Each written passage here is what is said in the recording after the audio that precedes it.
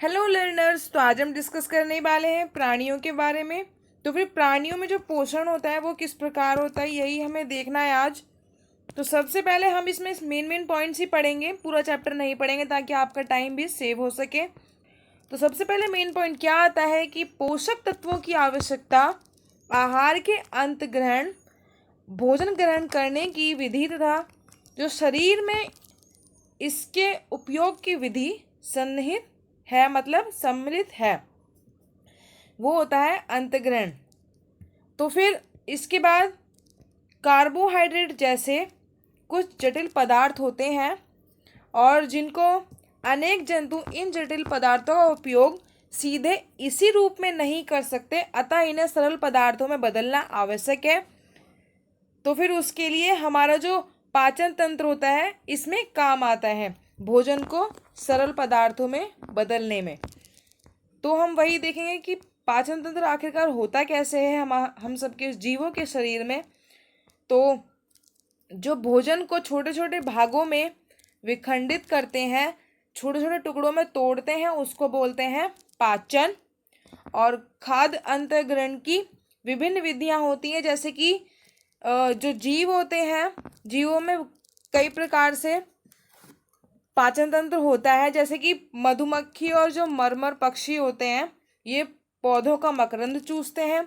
मानव और कुछ अन्य जीव जंतु शिशु माँ का दूध पीते हैं। अजगर जैसे सर्प वंश के प्राणी अपने शिकार को समूचा ही निगल लेते हैं। और कुछ जलीय जीव जो प्राणी होते हैं वो आसपास पानी में तैरते हुए खाद्य कणों को छानकर उनका भक्षण करते हैं। तो इस प्रकार तो हो गया वो अपना भोजन ग्रहण कैसे करते हैं, ये उनके तरीके थे। तो हम जानते हैं सबसे पहले यहाँ पे स्टारफिश के बारे में बताया गया है कि जो स्टारफिश होती है वो कैल्शियम कार्बोनेट के कठोर कवच वाले जंतुओं का आहार करती है और कवच खोलने के बाद वह अपने मुख से अपना आमाशय बाहर निकालती है तथा जंतु के कोमल भागों को खाती है। आमाशय वापस शरीर में चला जाता है तथा आहार धीरे धीरे पचता है। तो इस प्रकार तो होता है स्टारफिश में भोजन ग्रहण। फिर अब मानव में पाचन कैसे होता है वो जो देखते हैं हम। सबसे पहले यहाँ पे एक इमेज दिखा देती हूँ आपको।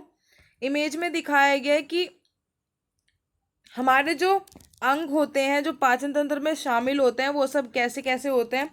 सबसे पहले सबसे ऊपर आता है ऊपर मुखगुहिका, फिर उसके बाद आती है लाला ग्रंथि जिससे लाला रस निकलता है और मुखगुहिका जो हमारे मुख से जुड़ी हुई होती है। ग्रसिका मतलब ग्रहण करना, इस नली के द्वारा ग्रहण करते हैं भोजन को। फिर आता है आमाशय और फिर यकृत है। यहाँ पे यकृत को दिखाया गया है। यहाँ पित्ताशय है, अग्नाशय है, शुद्धांत्र है, बृहदांत्र है। तो ये सब हमारे पाचन तंत्र में मूल भूमिका निभाते हैं और मलाशय और गुदा ये सारे ही पाचन तंत्र में शामिल हैं। तो फिर हम देखते हैं मानव में पाचन होता कैसे है। तो सबसे पहले ये है इसमें कि भोजन एक सतत नलिका से गुजरता है जो मुख गुहिका से प्रारंभ होकर गुदा तक जाती है, जो कि इस नली को कई भागों में बांटते हैं। वो है सबसे पहले मुख गुहिका, ग्रास नली, आमाशय, शुद्धांत्र जिसे छोटी आंत भी कहते हैं और बृहदांत्र मतलब बड़ी आंत कहते हैं।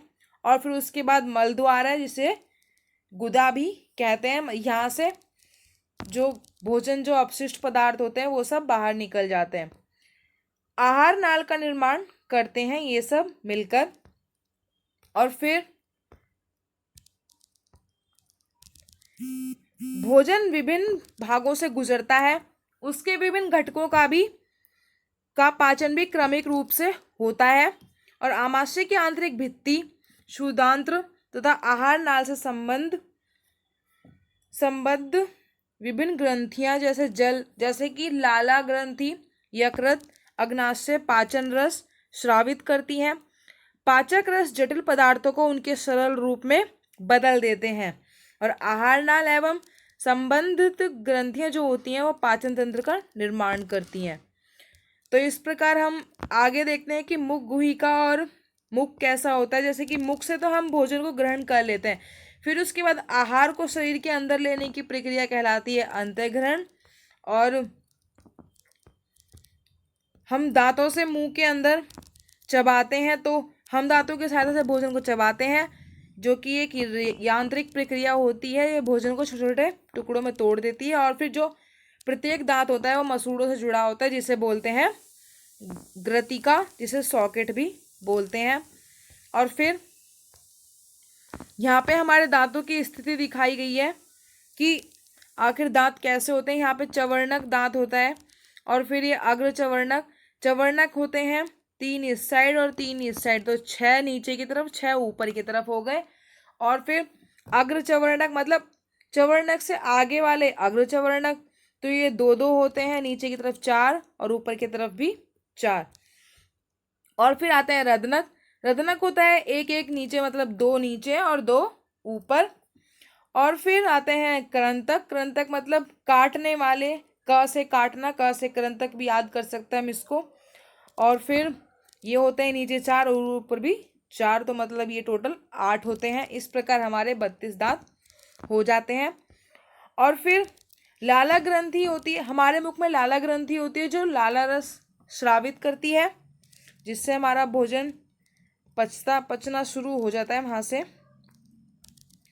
और फिर जो दूध के दांत होते हैं, जो 8 साल तक ही टूट जाते हैं, वो दूध के दांत होते हैं। और फिर उसके बाद जो दांत आते हैं वो स्थायी दांत होते हैं, जो बुढ़ापे तक ही रहते हैं, और फिर वृद्धावस्था में आके टूटना शुरू हो जाते हैं नॉर्मली। और अब लाला रस देखते हैं। लाला रस जो होता है चावल के मंड को शर्करा में बदल देता है। जीभ, अब हम जीभ के बारे में जानते हैं। जीभ एक मांसल पेशी अंग है, जो कि पीछे की ओर मुख गुहिका के अधर तल से जुड़ी होती है। इसका अग्रभाग स्वतंत्र होता है, किसी भी दिशा में मुड़ सकता है, जिससे कि वो जीभ भी हमारे हमको भोजन ग्रहण करने में काफ़ी हेल्प करती है, जो कि बोलने में भी सहायता करती है, और इसके अतिरिक्त भोजन में लार को मिलाने में भी सहायता करती है जीभ। और फिर यहाँ पे भी एक मेन पॉइंट है कि हमारे मुख से जीवाणु पाए जाते हैं। हमारे मुख में जीवाणु पाए जाते हैं, परंतु उनसे हमें कोई हानि नहीं होती। फिर भी खाने के पश्चात यदि हम दांत साफ ना करें और मुख को साफ ना करें, तो मुख में हानिकारक जीवाणु वास करते हैं, जिससे हमारे दांतों में सड़न होनी शुरू हो जाती है और विघटन कर अम्ल निर्मोचित करते हैं, और हमारे दांत खराब हो जाते हैं। जिस प्रकार यहाँ पे इमेज में दिखाया गया है कि यहाँ पर तो दांत बिल्कुल ठीक है, पर लेकिन लास्ट में आके ये दांत यहाँ पे खाली हो गए, क्योंकि यहाँ पे अम्ल की उपस्थिति हो गई थी। और फिर यहाँ पे एक हमारी जीभ की इमेज भी दिखाई गई है। जो हमारी जीभ होती है वो स्वाद को पता करने के लिए भी कार्य करती है और निगलने में भी सहायता करती है। और जीभ पर स्वाद कलिकाएं होती हैं, जिनकी सहायता से हम स्वाद का पता लगाते हैं। फिर देखते हैं, फिर है भोजन नली, जिसे ग्रसिका बोलते हैं। निगला हुआ भोजन ग्रास नली अथवा ग्रसिका में जाता है। ग्रसिका गले एवं वक्ष से होती हुई जाती है, और कभी कभी हमारा आमाशय खाए हुए भोजन को स्वीकार नहीं करता, तो वो वमन के रूप में हमारे शरीर से बाहर निकल जाता है। और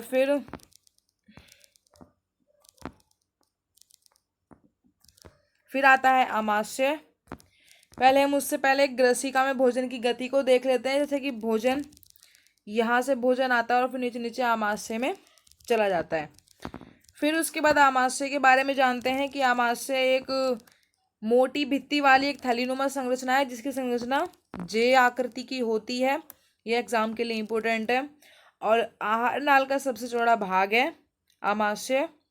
यह एक ओर से ग्रसिका से खाद्य प्राप्त करता है तथा दूसरी ओर क्षुद्रांत्र में खुलता है। और फिर आमाशय का जो आंतरिक स्तर मतलब सतह श्लेष में हाइड्रोक्लोरिक अम्ल तथा पाचन रस स्रावित करता है। श्लेष्म आमाशय के आंतरिक स्तर को सुरक्षा प्रदान करता है, और अम्ल अनेक ऐसे जीवाणुओं को नष्ट करता है जो भोजन के बाद वहां तक पहुंच जाते हैं और फिर वो आमाशय में समाप्त कर दिए जाते हैं, वो जीवाणु और कीटाणु। पाचक रसों को क्रिया करने में सहायता करता है, वो ये भी आमाशय में ही होता है। और पाचक रस प्रोटीन को सरल पदार्थों में विघटित करता है। यहाँ पर भी एक मेन पॉइंट है कि यदि आप जल्दी जल्दी खाते हैं तो वो आपने नोटिस किया होगा कि हिचकी आती है, तो वो हिचकी इस कारण आती है क्योंकि जो हमारा भोजन होता है वो हमारी श्वास नली में चला जाता है, जिससे हिचकी और खांसी आती है। और फिर क्षुद्रांत्र के बारे में बताया गया, जो छोटी आंत होती है इसकी लंबाई 7.5 मीटर होती है। ये कुंडलित होती है, मतलब ऐसे ऐसे करके होती है। और फिर यकृत के बारे में बताया गया कि यकृत गहरे लाल भूरे रंग की ग्रंथि है जो उदर के ऊपरी भाग में दाहिनी ओर अवस्थित होती है और वह शरीर की सबसे बड़ी ग्रंथि है। यह पित्त रस स्रावित करती है जो एक थैली में संग्रहित होता रहता है, उसे पित्ताशय बोलते हैं। तो पित्त रस वसा के पाचन में महत्वपूर्ण भूमिका निभाता है। और जो आमाशय के ठीक नीचे स्थित होती है, अग्नाशय रस कार्बोहाइड्रेट तथा प्रोटीन पर क्रिया करता है तथा इनको अपने सरल रूप से परिवर्तित कर देता है। आंशिक रूप से पचा भोजन अब क्षुद्रांत्र के निचले भाग में पहुंच जाता है और जब आंत्र रस पाचन क्रिया को पूर्ण कर देता है, कार्बोहाइड्रेट सरल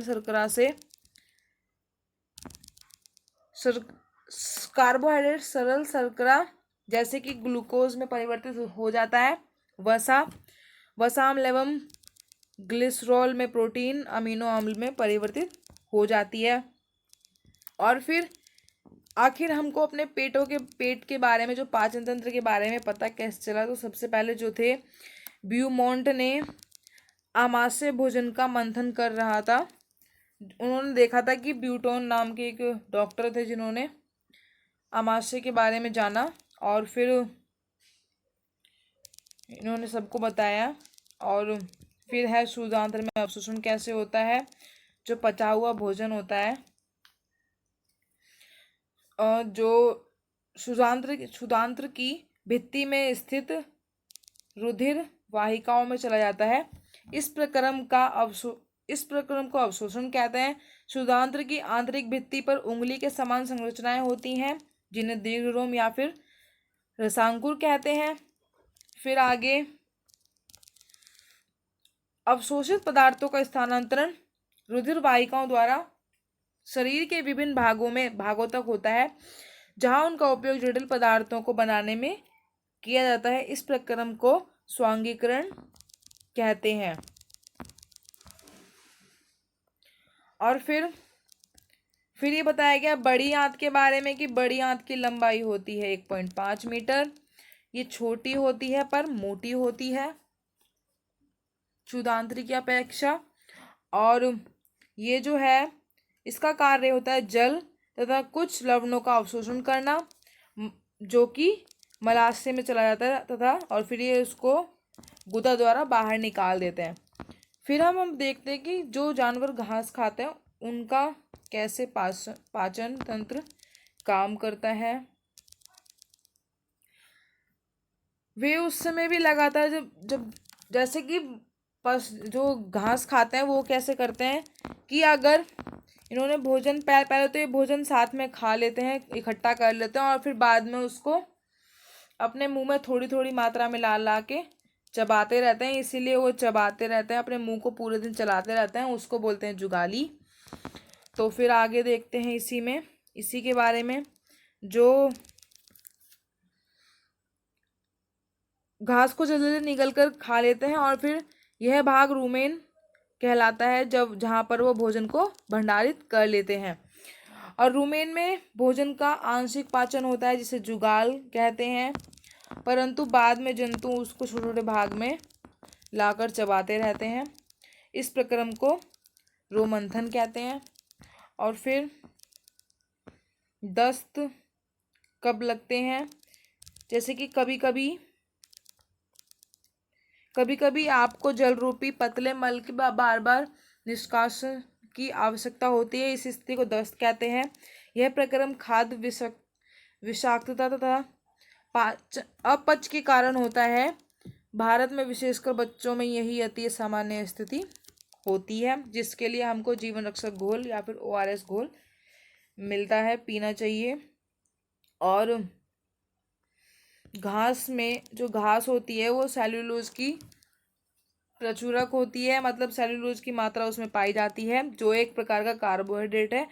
किसी रूमिनेंट अथवा रोमंथी पशु हिरण के रूमेन में सेल्यूलोज का पाचन करने वाले जीवाणु पाए जाते हैं। और अब देखते हैं कि अमीबा के बारे में। अमीबा में कैसे होता है। अमीबा जलाशय में रहने वाला एक कोशिक जीव है। जो अमीबा की कोशिका में एक कोशिका झिल्ली होती है, एक गोल संघन केंद्रक एवं कोशिका होती है, जिसे बोलते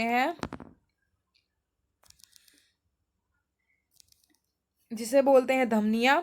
और अमीबा निरंतर अपनी आकृति एवं स्थिति बदलता रहता है। यह एक अथवा अधिक उंगली के समान प्रवर्ध निकालता रहता है, जिन्हें पादाब कहते हैं।